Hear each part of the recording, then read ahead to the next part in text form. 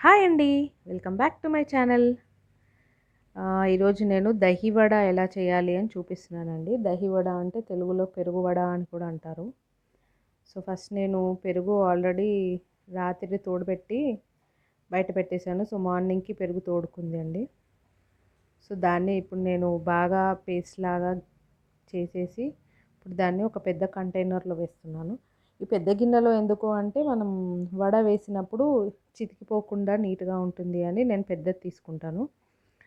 So, ఇది పెరుగంతా ఇందులో బాగా బ్లెండ్ చేసి వేసేసిన తర్వాత ఇలా ఒకసారి అంతా మిక్స్ చేసేసి దాని తర్వాత మనం ఒక గ్లాస్ ఆఫ్ వాటర్ యాడ్ చేసుకుంటున్నాను.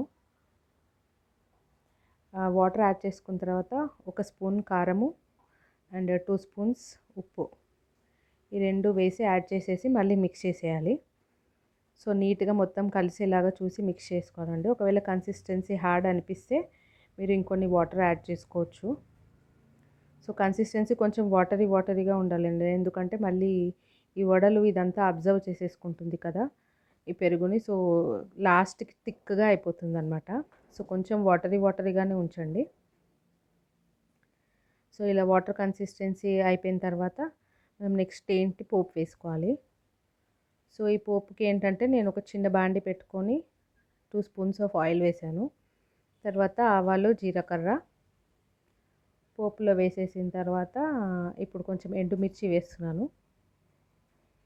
ఎండుమిర్చి కొంచెం రెడ్‌గా ఫ్రై అయిన తర్వాత పసుపు వేసేసి ఈ స్టవ్ ఆఫ్ చేసేసి సో, ఈ పోపుని ఇప్పుడు మనం ఏం చేయాలి అంటే మనం ఇందాక పెరుగు కలిపి పెట్టుకున్నాం కదా!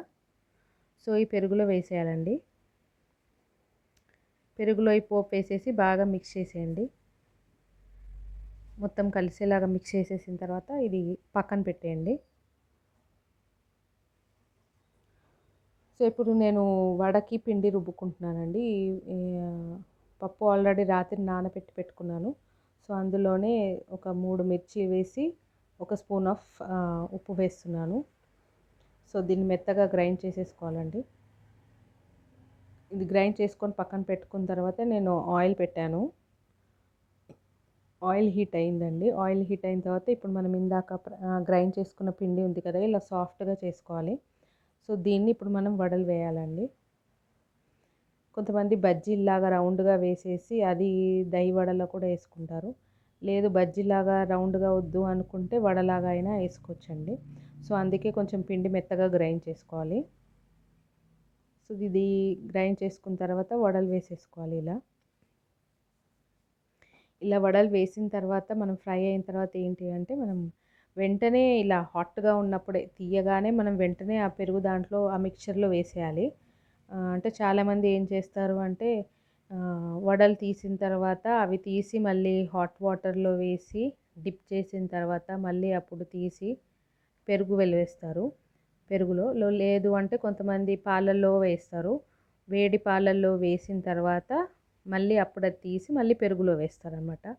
సో, అంత ప్రాసెస్ అంతా అవసరం లేదండి. వేడి వేడిగా వడలు ఉన్నప్పుడే మనం తీయగానే వెంటనే పెరుగులో వేసేస్తే మంచిగా స్మూత్‌గా వచ్చేస్తాయి మనకి వడలు.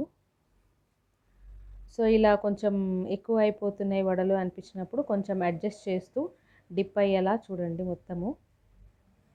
సో, ఇలా నీట్‌గా అన్నీ 2 సైడ్స్ ఒక సైడ్ వేసిన తర్వాత పెరుగులో మళ్ళీ 2 సైడ్స్ డిప్ అయ్యేలాగా అన్ని వడలని వేసేసుకోవాలి.